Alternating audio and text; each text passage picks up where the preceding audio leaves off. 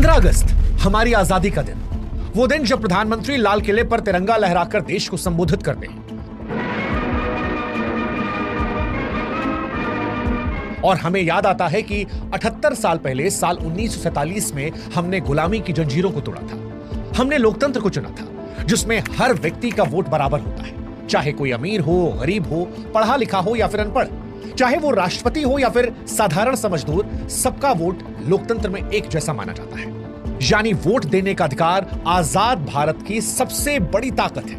लेकिन आज 79वें स्वतंत्रता दिवस पर ऐसा लगता है कि इस ताकत को सवालों के, संदेह के घेरे में रख दिया गया है, क्योंकि जश्न आजादी के हफ्ते में देश भर में विरोध प्रदर्शन हो रहे थे। विपक्ष के नेता सड़कों पर उतर रहे थे, कुछ गिरफ्तार हो रहे थे, दावा कर रहे थे कि देश में चुनाव पूरी तरह से ईमानदार नहीं है। वो ये कह रहे थे कि हमारे देश में अब वोट चोरी हो रहा है। आरोप लगा रहे थे कि चुनाव आयोग बीजेपी के साथ मिलकर नतीजों को प्रभावित कर रही है। वहीं दूसरी तरफ बीजेपी और चुनाव आयोग इन आरोपों को गलत बता रहे थे। वो कह रहे थे कि विपक्ष जब हारता है तो ऐसे आरोप लगा देता है और जब जीतता है तो खामोश रहता है।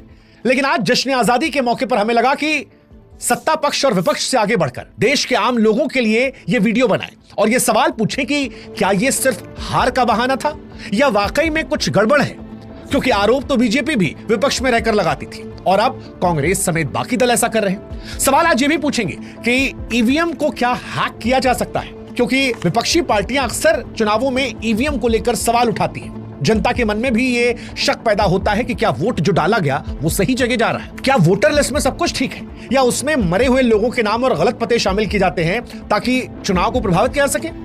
क्या वो जो आरोप लग रहे हैं कि एक छोटे से घर में 80 वोटर हैं वो सामान्य है, और सबसे बड़ा सवाल कि क्या चुनाव आयोग निष्पक्ष है या फिर वाकई में सत्ता के दबाव में वो काम करता है। 15 अगस्त को यह सवाल सिर्फ तकनीकी सवाल नहीं है। जश्न आजादी के मौके पर यह सवाल हमारे लोकतंत्र की बुनियाद से जुड़े हुए हैं। अगर हर व्यक्ति के वोट का सिद्धांत कमजोर हो जाएगा तो जनता का भरोसा टूट जाएगा। भारत की ताकत उसकी जनता का विश्वास है, और अगर यह विश्वास डगमगाया तो हमारा लोकतंत्र कमजोर होगा। इसीलिए आज जश्न आजादी के मौके पर इस वीडियो में इन सवालों को हम 4 हिस्सों में समझेंगे। सबसे पहले यह जानेंगे कि राहुल गांधी ने जो वोट चोरी के आरोप चुनाव आयोग पर लगाए हैं, सरकार पर लगाए हैं, उन आरोपों में कितना दम है, क्या वो सच है। दूसरा, बिहार में सर यानी स्पेशल इंटेंसिव रिवीजन, उसमें क्या कोई गड़बड़ झाला है। तीसरा, क्या ईवीएम को हैक किया जा सकता है, क्या ईवीएम के सहारे वोटों को पलटा जा सकता है। और चौथा और आखिरी सवाल कि क्या चुनाव आयोग पूरी तरह से निष्पक्ष है। आज ये सवाल केवल राजनीति के लिए नहीं बल्कि हमारे, आपके और भारत के लोकतंत्र के भविष्य के लिए जरूरी है। इसलिए इस वीडियो को ध्यान से सुनिएगा, समझिएगा और अपनों के साथ साझा कीजिएगा। इसके साथ ही हमारे व्हाट्सएप चैनल से भी जुड़िएगा ताकि भविष्य में जब ऐसे विषयों पर हम वीडियोस बनाएं तो वो आप तक भी पहुंचे। लिंक हमने डिस्क्रिप्शन में, कमेंट सेक्शन में दे रखा है। अब सबसे पहले शुरुआत राहुल गांधी के वोट चोरी आरोप को लेकर। दरअसल 7 अगस्त 2025 को राहुल गांधी ने एक प्रेस कॉन्फ्रेंस में बड़ा दावा किया। ये कहा कि चुनाव आयोग बीजेपी के साथ मिलकर वोट चोरी कर रहा है। उन्होंने कहा कि 2023 के मध्य प्रदेश के विधानसभा चुनाव और 2024 में जब महाराष्ट्र के विधानसभा चुनाव हुए तब उन्हें गड़बड़ी का शक महसूस हुआ। राहुल गांधी ने कर्नाटक के बेंगलुरु सेंट्रल लोकसभा क्षेत्र की महादेवपुरा विधानसभा का उदाहरण भी दिया। कहा कि उनके मुताबिक 1,02,050 फर्जी वोटर जोड़े गए और इन्हीं वोटरों की वजह से बीजेपी जीत गई। राहुल गांधी ने आरोप लगाते वक्त 5 गड़बड़ियों का जिक्र किया, जैसे एक ही व्यक्ति के कई वोट थे। उदाहरण भी दिया, आदित्य श्रीवास्तव का नाम कर्नाटक, उत्तर प्रदेश और महाराष्ट्र की वोटर लिस्ट में था। गलत पतों का जिक्र किया, जैसे हाउस नंबर 0 या ऐसे पते जो असल में थे ही नहीं। कुछ वोटरों के पिता के नाम में इलेक्शन कमीशन ऑफ इंडिया जैसे अजीब शब्द लिखे थे। एक ही पते पर बहुत सारे वोटरों का जिक्र किया, जैसे एक छोटे से कमरे में 80 वोटरों का जिक्र होना, या बिना फोटो वाले वोटर, या ऐसी फोटो जो इतनी छोटी हो कि चेहरा ना दिखे। गलत उम्र वाले वोटर, 70 साल की उम्र वालों को पहली बार का वोटर दिखाना। राहुल गांधी ने कहा कि अगर चुनाव आयोग उन्हें पूरी वोटर लिस्ट दे दे तो वो ये साबित कर देंगे कि भारत के प्रधानमंत्री नरेंद्र मोदी असल में जीत कर नहीं बल्कि वोटों की धांधली से प्रधानमंत्री बने। अब ये आरोप बड़े गंभीर थे, इसलिए चुनाव आयोग ने इसका जवाब दिया। चुनाव आयोग ने इन आरोपों को गलत और भ्रामक बताया। चुनाव आयोग ये कहता है कि वोटर लिस्ट बनाते समय कांग्रेस ने कोई शिकायत नहीं की। इसके अलावा आयोग ने राहुल गांधी से शपथ पत्र भी मांगा जिसमें वो अपनी दी हुई जानकारी को सही बताएं ताकि इसकी जांच की जा सके। ये नियम 1960 के रजिस्ट्रेशन ऑफ इलेक्टोरल रूल्स में है। लेकिन राहुल गांधी ने शपथ पत्र देने से मना कर दिया, ये कहते हुए कि डेटा तो आयोग का ही है। हालांकि इसके बाद यह खबर क्योंकि बहुत बड़ी थी, देश भर में इसको लेकर चर्चा शुरू हो गई, तो पत्रकारों ने, मीडिया कर्मियों ने, अलग अलग संस्थानों ने इसकी जांच शुरू कर दी। जैसे इंडिया टुडे की टीम ने महादेवपुरा के मुन्नी रेड्डी गार्डन के हाउस नंबर 35 की जांच की, जहां पर 80 वोटर होने का दावा था। वहां 10-15 स्क्वायर फीट का एक कमरा मिला जिसमें एक डिलीवरी बॉय रहता था। मकान मालिक जयाराम रेड्डी ने बताया कि वो कमरा किराए पर देता है और किराएदार उसी पते पर वोटर पंजीकरण करवाते हैं। इससे वोटरों की संख्या बढ़ती चली गई। इंडियन एक्सप्रेस ने भी मराठाहल्ली, जहां पर 46 वोटर होने का दावा था, या फिर विनायक नगर, जहां पर 68 वोटर होने का दावा था, वहां भी जांच पड़ताल की गई। ये इलाके दरअसल प्रवासी मजदूरों के हैं, लेकिन अब वहां पर कोई भी वोटर पंजीकृत नहीं मिला। राहुल गांधी ने शकुन रानी का भी उदाहरण दिया, जिन्होंने कथित तौर पर 2 जगह वोट डाला, लेकिन आयोग का यह कहना है कि शकुन रानी ने सिर्फ 1 बार वोट किया और राहुल द्वारा दिखाए गए टिक मार्क आधिकारिक रिकॉर्ड का हिस्सा नहीं है। आदित्य श्रीवास्तव के मामले में द क्विंट ने पाया कि उनका सिर्फ कर्नाटक का वोटर आईडी सक्रिय है, बाकी पुराने पते जो हैं उसको हटाने में देरी हुई, जो धांधली का सबूत नहीं है। अब सवाल यह है कि इस आरोप प्रत्यारोप के बीच में तथ्य क्या कहते हैं। तो देखिए, कुछ जगह गड़बड़ियां सही है, जैसे एक पते पर ज्यादा वोटर या पुराने नाम को ना हटाना। हालांकि क्या इसे साजिश कहा जाएगा, यह कहना थोड़ा मुश्किल है। यह सिस्टम की कमियों की वजह से हो सकता है। फिर भी आयोग से यह सवाल बनता है कि पुराने नाम समय पर क्यों नहीं हटाए जाते और इतने सारे वोटरों की जांच कैसे छूट जाती है। आयोग का नियम क्या कहता है? दरअसल जून 2025 में आयोग की तरफ से कहा गया कि अगर 45 दिन तक नतीजों को कोई कोर्ट में चुनौती नहीं देता तो फिर सीसीटीवी फुटेज डिलीट कर दिए जाएंगे। आयोग का यह तर्क होता है कि इससे सोशल मीडिया पर फुटेज का गलत इस्तेमाल रुकेगा, लेकिन ये नियम पारदर्शिता पर सवाल उठाते हैं, क्योंकि फुटेज से कई सवालों का जवाब मिल सकता था। अब सवाल यह है कि जिम्मेदारी किसकी? तो देखिए, जिम्मेदारी तो चुनाव आयोग की है। चुनाव आयोग को पारदर्शी जांच करनी चाहिए, लेकिन विपक्ष को भी शपथ पत्र जैसे कानूनी कदम उठाने चाहिए। इसके साथ ही विपक्ष को बूथ स्तर पर अपनी निगरानी को बढ़ाना पड़ेगा।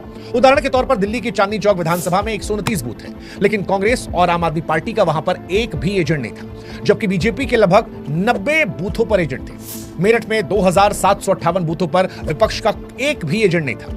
बीजेपी की मजबूत निगरानी की वजह से वो वोटर लिस्ट पर नजर रख पाती है, लेकिन विपक्ष यहां पर पीछे रह जाता है। हालांकि मीडिया की तरफ से विपक्ष के आरोप और चुनाव आयोग की सफाई को लेकर जब जांच की गई और निष्कर्ष निकालने की बात की गई, तो इंडियन एक्सप्रेस, जो कि देश का एक प्रतिष्ठित अखबार है, उसने यह कहा कि आयोग को आरोपों का विस्तार से जवाब देना चाहिए, लेकिन बिना किसी सबूत के धांधली का दावा जो है वो गंभीर है। इकोनॉमिक टाइम्स ने भी माना कि निष्पक्ष जांच होनी चाहिए। अगर आयोग गलत है तो कार्रवाई की जाए, और अगर आरोप गलत है तो फिर राहुल गांधी के खिलाफ भी कार्रवाई होनी चाहिए। योगेंद्र यादव ने दरअसल 2024 में यह अनुमान लगाया था कि बीजेपी 240 से 260 सीट पाएगी। अब बीजेपी को 2024 के चुनाव में 240 सीटें मिली। योगेंद्र यादव वो व्यक्ति हैं जो कांग्रेस के या विपक्ष के करीबी माने जाते हैं। सरकार की तरफ से कई बार उन पर आंदोलन जीवी होने के आरोप लगते हैं, क्योंकि वो अलग अलग सरकार के खिलाफ आंदोलनों में हिस्सा लेते हैं। ऐसे में योगेंद्र यादव का दावा 240 सीटों का लगभग सही निकला। ऐसे में क्या विपक्ष जो आरोप लगा रहा है धांधली का, वो दावा सही है या फिर ये सिर्फ एक दावा है? ये सवाल उठता है क्योंकि योगेंद्र विपक्ष के करीबी है, सत्ता पक्ष के नहीं। खैर, ये एक विषय है। दूसरा विषय बिहार में सर के विवाद को लेकर है। वोटर लिस्ट की गड़बड़ियों को ठीक कराने के लिए चुनाव आयोग स्पेशल इंटेंसिव रिवीजन करवाती है। अब इसको लेकर भी इस बार बवाल मचा पड़ा है। बिहार चुनावों से पहले विपक्ष ने आरोप लगाया कि सारा गड़बड़ झाला जो है वो इसी में है और इसी के सहारे बीजेपी जीतना आती है। इसमें पुरानी लिस्ट की बजाय नई लिस्ट बनाई जाती है, लेकिन बिहार में इस पर विवाद है। आयोग ने ड्राफ्ट से 65 लाख नाम हटा दिए, जिनमें मृतक, बाहर गए या फर्जी वोटर शामिल हैं। लेकिन विपक्ष का यह आरोप है कि कई असली वोटरों के नाम भी काट दिए। आयोग ने न तो हटाने का कारण बताया और न हटाए गए लोगों की सूची दी। आयोग का यह कहना है कि नियम उसे ऐसा करने के लिए मजबूर नहीं करते। अब सवाल यह है कि गड़बड़ी क्या है। योगेंद्र यादव ने सुप्रीम कोर्ट में 2 लोगों को पेश किया जिन्हें लिस्ट में मृतक दिखाया गया था, जबकि वो जिंदा थे। एक घर में 270 वोटर मिले, जैसा कि महादेवपुरा में भी हुआ था। करीब 3 लाख लोगों का पता हाउस नंबर 0 या 00 लिखा था। मिंता देवी की उम्र 124 साल दिखाई गई थी, जबकि उनकी जन्म तिथि 1990 है, जो 1900 दिखा दी गई थी। कुछ वोटरों के नाम या पिता के नाम खाली थे और एक परिवार का नाम सिर्फ डॉट था। अब चुनाव आयोग से जब इस पर सवाल पूछा गया तो उनका यह कहना था कि लोग फॉर्म में पूरा पता नहीं भरते और सिस्टम जो है वो ऑटोमेटिकली 0 दर्ज कर लेता है। वैसे विवाद का मुख्य कारण यह भी है कि 2003 के बाद सर में शामिल हुए 2.93 करोड़ वोटरों को अपनी भारतीय नागरिकता भी साबित करनी होगी, और इसके लिए चुनाव आयोग ने 11 दस्तावेजों की सूची दी है, जिसमें आधार और वोटर कार्ड को शामिल नहीं किया गया है। सुप्रीम कोर्ट ने भी आधार को मानने पर विचार करने को कहा, लेकिन आयोग ने मना कर दिया, क्योंकि उनका तर्क है कि आधार नागरिकता का सबूत नहीं है। अब इसमें चिंता जो आती है वो ये आती है कि गरीब आदमी जिनके पास दस्तावेज नहीं है, वोटर लिस्ट से वो बाहर हो सकते हैं। जस्टिस सुधांशु धुलिया ने कहा कि हर किसी से जन्म प्रमाण पत्र मांगना संभव नहीं है। इंडियन एक्सप्रेस अखबार ने इसको लेकर लिखा कि सर जरूरी है, लेकिन जल्दबाजी में लागू करना गलत है। पूर्व मुख्य चुनाव आयुक्त ओपी रावत ने यह चेतावनी दी कि इससे अव्यवस्था फैल सकती है। जिनका नाम कटेगा उनके पास अपील का समय कम होगा, ऐसे में वो वोट देने से वंचित रह सकते हैं, जो चुनाव पर असर डाल सकता है। हालांकि विवाद पहली बार नहीं है। आप याद कीजिए 2025 के दिल्ली विधानसभा चुनाव में अरविंद केजरीवाल की तरफ से आरोप लगाया गया था कि बीजेपी ने शहादरा में 11,018 और जनकपुरी में 4,874 वोट कटवाए थे, जो आम आदमी पार्टी के समर्थक थे। 2024 में नितिन गडकरी ने भी दावा किया था कि नागपुर में 3.5 लाख समर्थकों के वोट काटे गए थे। हालांकि चाहे अरविंद केजरीवाल के आरोप हो या नितिन गडकरी के आरोप, ये कभी साबित नहीं हो पाए। चुनाव आयोग से जब इस पर सवाल पूछा जाता है तो चुनाव आयोग कहता है कि सर का मकसद वोटर लिस्ट को साफ करना है। 2003 में बिहार में सर 2 साल में पूरा हुआ था, लेकिन इस बार केवल 3 महीने में खत्म किया जा रहा है। आयोग का यह कहना है कि वो हर बूथ पर जाकर जांच कर रहा है, लेकिन विपक्ष बार बार ये कह रहा है कि कई जगह ब्लॉक लेवल अधिकारी बिना जांच के फॉर्म भर रहे हैं। आयोग ये भी कह रहा है कि वोटरों को उनके नाम हटने की सूचना दी जाती है और उनके पास अपील का भी पूरा मौका होता है। अब सवाल यह है कि ये तो दावे हैं, तथ्य क्या कहते हैं? देखिए, कुछ गड़बड़ियां तो तकनीकी है, जैसे गलत जन्मतिथि या अधूरे पते, लेकिन इतनी बड़ी संख्या में नाम हटाना और बिना कारण बताए सूची ना देना, ये भाई साहब जरूर सवाल खड़े करता है। वहीं दूसरी ओर चुनाव आयोग का यह कहना है कि वो नियमों के तहत काम कर रहा है, विपक्ष को जांच में सहयोग करना चाहिए, ये उनकी तरफ से कहा गया। खैर, विपक्ष की तरफ से खासतौर पर हारे हुए स्टेट में कहा जाता है कि बीजेपी ईवीएम हैक कर लेती है। अब तो विपक्ष भी कहता है कि कुछ राज्यों में बीजेपी जिताती है और कुछ राज्यों में जानबूझ के हरवा देती है। बार बार ईवीएम को हैक करने के आरोप लगते हैं। 2017 में उत्तर प्रदेश चुनाव में हार के बाद मायावती ने दावा किया था कि ईवीएम में गड़बड़ियां की गई और दूसरी पार्टियों को डाले गए वोट बीजेपी को चले गए। 2024 में अखिलेश यादव ने संसद में कहा था कि वो 80 में से 80 सीटें जीत जाएं, इसके बावजूद वो ईवीएम पर भरोसा नहीं करेंगे, और राहुल गांधी ने उनकी बात का समर्थन भी किया था। हालांकि ईवीएम पर सवाल केवल विपक्ष की बात नहीं है। बीजेपी भी जब विपक्ष में थी तब वो ईवीएम पर सवाल उठाती थी। 2009 में लाल कृष्ण आडवाणी की तरफ से कहा गया था कि ईवीएम को हैक किया जा सकता है। जर्मनी में ईवीएम बैन होने का उदाहरण दिया गया था। 2012 में बीजेपी ने ईवीएम को इलेक्ट्रॉनिक विक्ट्री मशीन कहा था, जिससे कांग्रेस जीती है। सुब्रमण्यम स्वामी सुप्रीम कोर्ट तक गए थे और उनकी याचिका के बाद 2013 में वीवीपैट सिस्टम शुरू हुआ, जिससे वोटर को कागज पर दिखता है कि उसने जिसको वोट दिया था वो कौन सी पार्टी है, किसको वोट किया। अब जब आरोप चुनाव आयोग पर लग रहे हैं कि चुनाव आयोग ईवीएम के जरिए बीजेपी को जिता रहा है, तो 2017 में ही चुनाव आयोग ने खुली चुनौती दे दी थी कि कोई भी राजनीतिक पार्टी चाहे तो वो ईवीएम को हैक करके दिखा दे। हालांकि जब यह दावा किया गया उसके बाद कोई भी पॉलिटिकल पार्टी सामने नहीं आई। सुप्रीम कोर्ट ने भी ईवीएम को सुरक्षित माना। 2024 में कोर्ट ने कहा कि 2019 से 2024 तक सिर्फ एक बार ईवीएम और वीवीपैट के डेटा में गड़बड़ी मिली, जो एक अधिकारी की गलती थी क्योंकि उसने मॉक पोल का डेटा डिलीट नहीं किया था, इसके अलावा नहीं मिली। अब सवाल यह है कि ईवीएम की सुरक्षा कैसे की जा सकती है, जो ये आरोप लगते हैं। तो देखिए, एक तो मॉक पोल।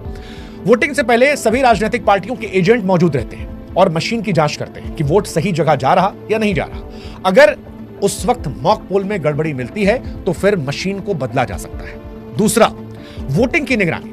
पूरे दिन राजनीतिक पार्टियों के एजेंट बूथ पर रहते हैं। वोटिंग खत्म होने पर फॉर्म 17C दिया जाता है, जिसमें कुल वोटों की संख्या लिखी जाती है। वोटिंग के बाद ईवीएम को सील कर स्ट्रांग रूम में रख दिया जाता है। रास्ते में सभी राजनीतिक पार्टियों के प्रतिनिधि निगरानी करते हैं। स्ट्रांग रूम में सीसीटीवी और सुरक्षा कर्मी तैनात रहते हैं। काउंटिंग के दिन ईवीएम की सील चेक की जाती है। कुल वोट जो है वो फॉर्म 17C से मिलाए जाते हैं और जब सब सही होता है इसके बाद ही वोट गिने जाते हैं। ईवीएम दरअसल स्टैंड अलोन मशीन है जो इंटरनेट से नहीं जुड़ती। इसे हैक करने के लिए मशीन को फिजिकली बदलना होगा, जो कई स्तर की जांच के चलते मुश्किल है।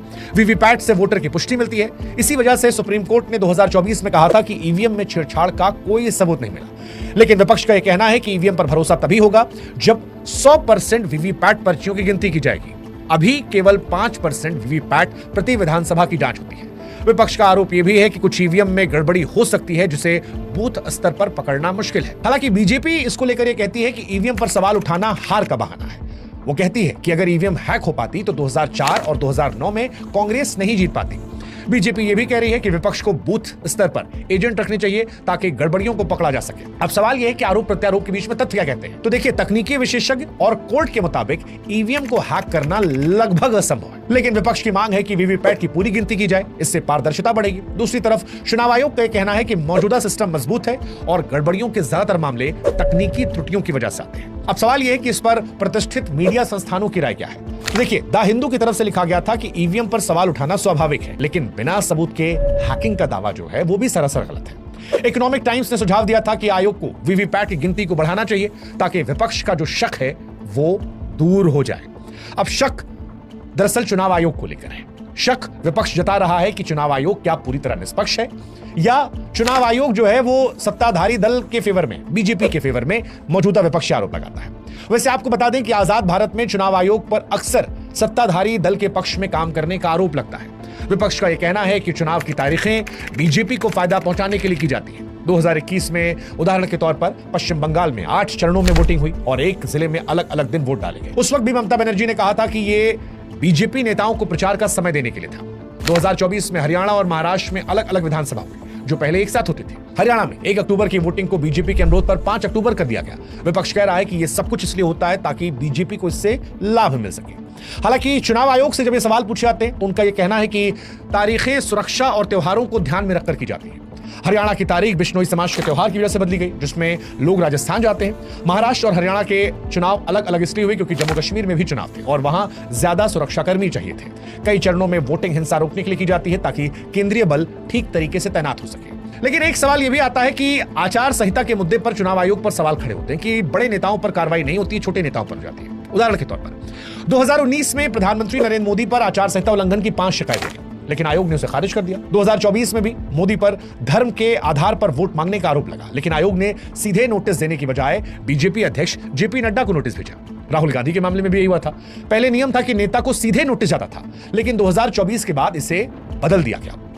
विपक्ष का कहना है कि बड़े नेताओं को बचाने के लिए ऐसा किया जाता है। हालांकि बीजेपी का इस पर जवाब यह आता है कि चुनाव आयोग निष्पक्ष है और विपक्ष हार का ठीकरा आयोग पर फोड़ता है। बीजेपी ने फिर वही रिपीट किया कि 2004-2009 में भी ऐसा हुआ था, कांग्रेस परेशान कर रही है। हालांकि ऐसा नहीं कि आरोप सिर्फ बीजेपी के दौर में लग रहे हैं। अगर आप कांग्रेस के दौर को भी याद करेंगे तो कांग्रेस के दौर पर भी चुनाव आयोग पर पक्षपात के आरोप बीजेपी लगाया करती थी। उदाहरण के तौर पर 2005 में कांग्रेस ने नवीन चावला को चुनाव आयुक्त बनाया था, जिन पर इमरजेंसी में सत्ता का दुरुपयोग करने का आरोप लगा था।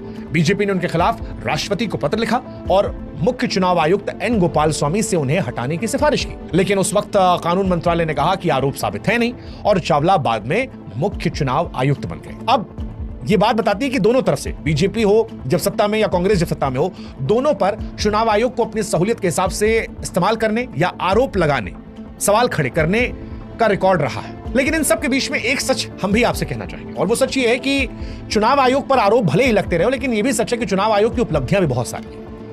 आरोप लगाना आसान है। भारत में विपक्ष में रहते हुए राजनीतिक पार्टियां चुनाव आयोग को लेकर हमेशा सवाल खड़ी करती हैं, लेकिन इन सब के तर चुनाव आयोग की उपलब्धियों को भी आपके लिए जानना जरूरी है, क्योंकि चुनाव आयोग ने मुश्किल हालात में निष्पक्ष चुनाव भी कराए हैं। उदाहरण के तौर पर हिमाचल के ताशगंग में 15,256 फीट की ऊंचाई पर -35 डिग्री में केवल 65 वोटरों के लिए चुनाव आयोग ने बूथ लगाया था। ऐसे ही सियाचिन के पास वारशी में केवल 5 वोटरों के लिए मतदान कराया गया। गिर जंगल में तो केवल 1 वोटर था और उसके लिए शेरों के बीच बूथ पहुंचाया गया। यह भारत के लोकतंत्र की ताकत को दिखाता है। देखिए, आयोग पर पक्षपात के आरोप पुराने हैं और हर सत्ताधारी दल पर अपने लोगों को नियुक्त करने का इल्जाम लगा है, लेकिन आयोग ने बार बार सत्ता का शांतिपूर्ण तरीके से हस्तांतरण, यानी इस सरकार से उस सरकार में ट्रांसफर सुनिश्चित करवाया है। और यही वजह है कि भारत आज पाकिस्तान या बांग्लादेश जैसे देशों से अलग है। लेकिन फिर भी हम कहेंगे कि चुनाव आयोग को और ज्यादा पारदर्शिता करनी चाहिए ताकि जो आरोप लग रहे हैं वो ना लगे। और इसी बात को लेकर मीडिया ने समय समय पर राय भी दी है। जैसे द हिंदू ने लिखा था कि आयोग की तारीखों और नोटिस की प्रक्रिया को और ज्यादा ट्रांसपेरेंट करना चाहिए। हालांकि आज इस विषय पर चुनाव आयोग को हम भी सुझाव देंगे, क्योंकि लोकतंत्र सिर्फ एक व्यवस्था नहीं है, भारत की धड़कन है। हर साल 15 अगस्त को जब तिरंगा लाल किले पर लहराता है तो आजादी का एहसास होता है, लेकिन असली आजादी तब है जब हर वोटर का वोट जो है वो सही जगह पर जाए और उसे भरोसा हो कि उसका भरोसा बना है। आज क्योंकि वोटर लिस्ट, ईवीएम, चुनाव आयोग की निष्पक्षता पर सवाल उठ रहे हैं, तो इसलिए हमारी तरफ से कुछ सुझाव है। सुझाव जैसे वोटर लिस्ट को खुला रखा जाए, इसे मशीन रीडेबल फॉर्मेट में ऑनलाइन डाला जाए ताकि कोई भी उसकी जांच कर सके। दूसरा, सीसीटीवी फुटेज को सहेजा जाए, 6 से 12 महीने तक रखा जाए और इसे देखने के लिए साफ नियम बनाए जाए। फॉर्म 17C को सार्वजनिक किया जाए। हर बूथ का फॉर्म 17C जो है स्कैन करके पब्लिक पोर्टल पर डाला जाए। नाम हटाने का कारण बताया जाए, जैसे किसी वोटर लिस्ट से नाम जोड़ा जा रहा है या फिर हटाया जा रहा है तो उसकी वजह को स्पष्ट किया जाए। और सबसे बड़ी बात, विपक्ष भी भाई साहब अपनी जिम्मेदारी को निभाए। उदाहरण के तौर पर जैसे किसी बूथ है, अब कोई बूथ है तो वहां पर अपना एजेंट रखा जाए ताकि जो गड़बड़ी है वो तुरंत पकड़ में आ जाए। कानूनी प्रक्रिया का पालन किया जाए, सबूत पेश किया जाए।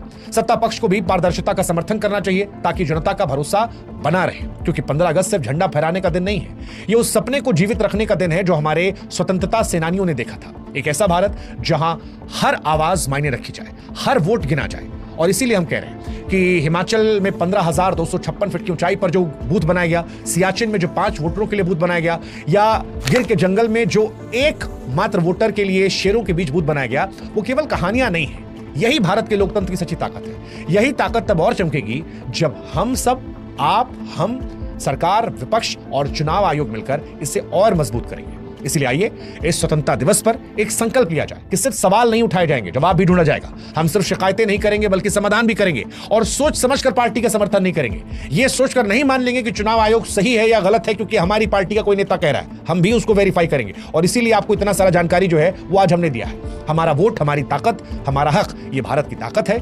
इसे बचाने की जिम्मेदारी सिर्फ चुनाव आयोग की नहीं बल्कि हम सब की भी है। इसलिए इस 15 अगस्त को नया भारत बनाए, जहां हर वोट गिना जाए, हर शक दूर हो, हर नागरिक का भरोसा टल हो, क्योंकि लोकतंत्र सिर्फ एक शब्द नहीं, ये हमारी आजादी की धड़कन है। और इसीलिए जश्न आजादी के मौके पर हम कहेंगे, इसे और तेज करें। हमारी तरफ से आप सभी को स्वतंत्रता दिवस की हार्दिक शुभकामनाएं। और हां, हमारे व्हाट्सएप चैनल से जुड़िएगा, हमारी ताकत को मजबूत कीजिएगा और यूं ही भरोसा बरकरार रखिएगा, क्योंकि न लेफ्ट न राइट, जहां खबर वहीं जनता के लिए हम टाइट।